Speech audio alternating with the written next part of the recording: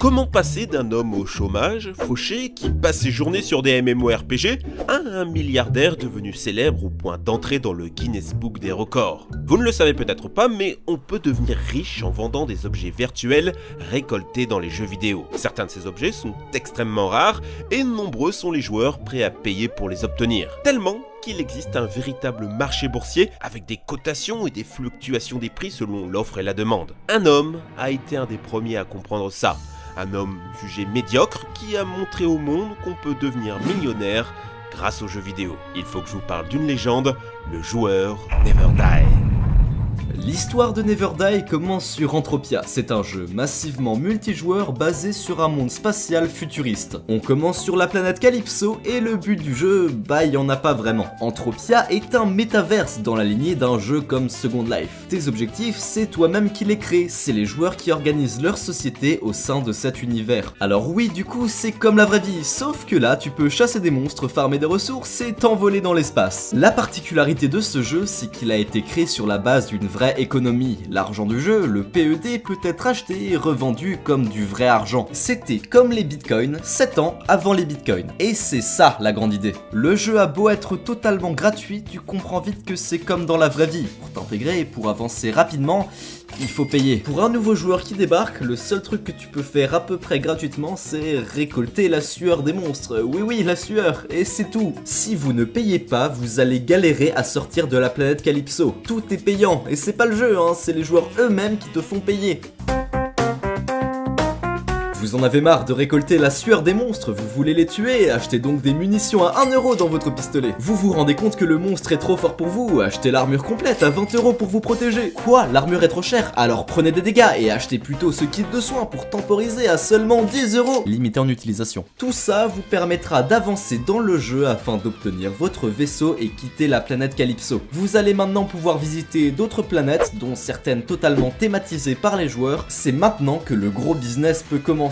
Le but de tous les joueurs, c'est d'avoir leur propre habitation. Le titre de propriété, c'est le premier gros achat du jeu. C'est réellement des lieux dans le jeu que les autres joueurs peuvent visiter, gratuitement ou non, c'est vous qui décidez. Vous pouvez choisir de louer votre appartement ou de déléguer la gestion de vos mines contre un pourcentage des gains. Mais la grosse particularité d'Entropia, c'est que le jeu vous paye pour jouer. Si vous possédez des titres de propriété, vous êtes rémunéré par le jeu. Les développeurs ont en effet décidé de redistribuer régulièrement une large partie des revenus générés dans le jeu. Avoir un terrain, c'est un peu comme avoir des actions et toucher des dividendes basés sur le succès ou non du jeu. Le business sur ce jeu est tellement fou que sur YouTube tu peux trouver des vidéos du style « Comment se faire de l'argent sur Entropia ?»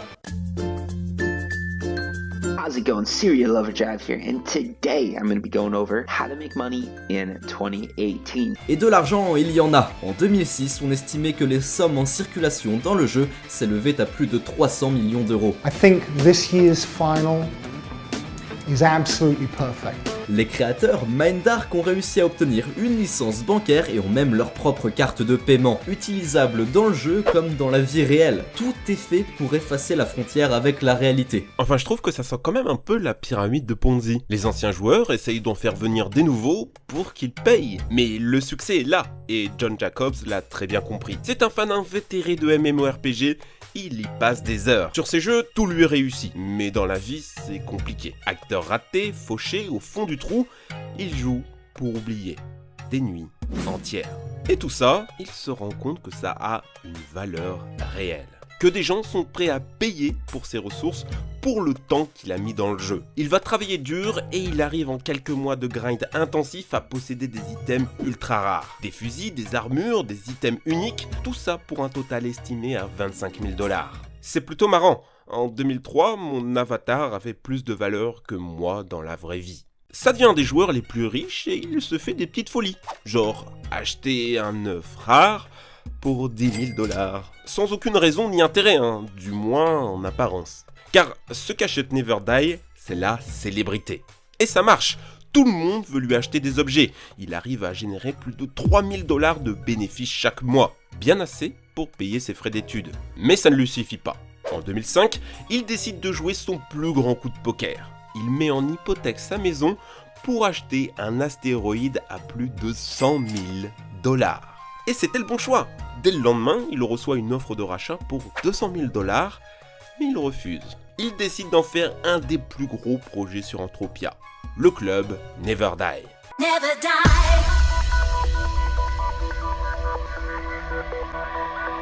Ce que vous voyez à l'écran, c'est le clip promotionnel qu'il a tourné. C'est une boîte de nuit virtuelle dans une station spatiale sur un astéroïde. Partout dans le jeu, ça devient the place to be.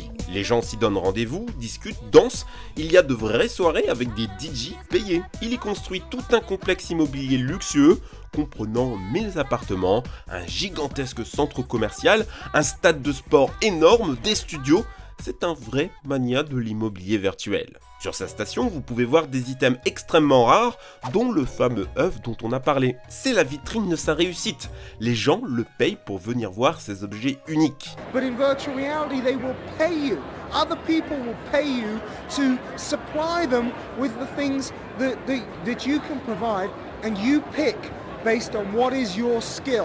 Avec ça et l'exploitation des ressources qu'il loue aux joueurs, son astéroïde a fini par lui rapporter 200 000 $ par an de revenus passifs, comme ça.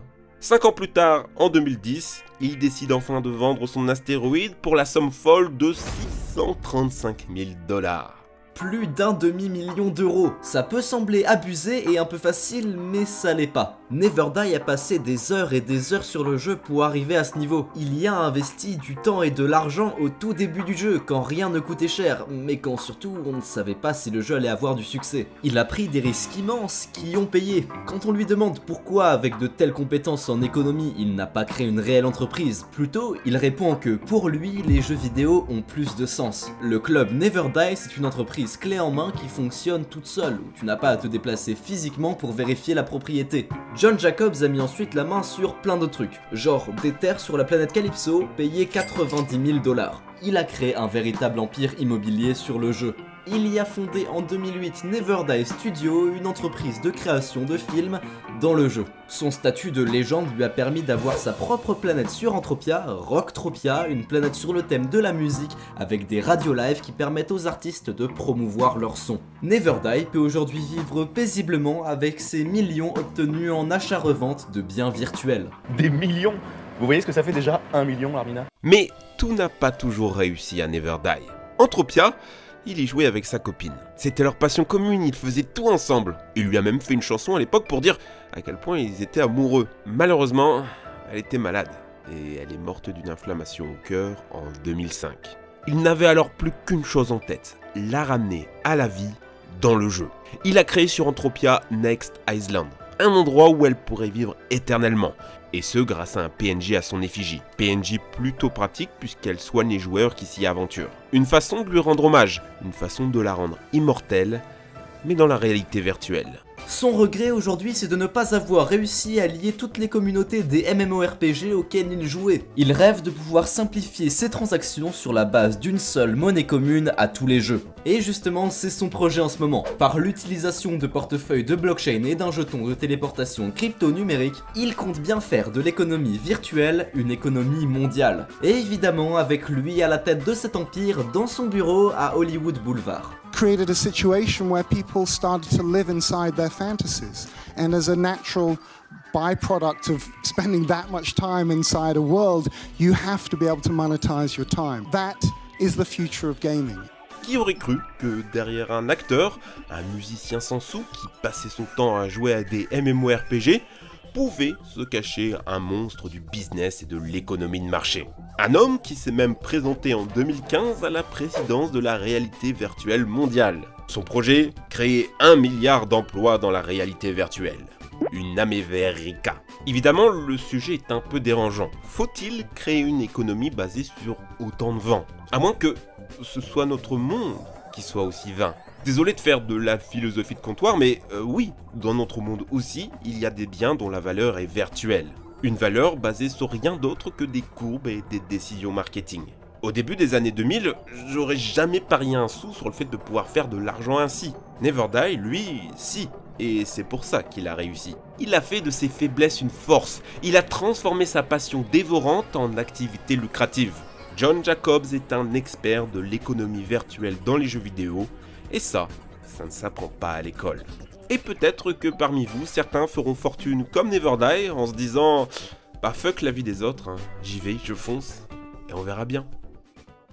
Merci à tous de nous avoir suivis, pensez à suivre la chaîne Trash Bandicoot, on traitera de plein de sujets en rapport avec le jeu vidéo. C'était Neoxys et Lohan, merci à notre petit Aspaz pour le montage, allez, ciao!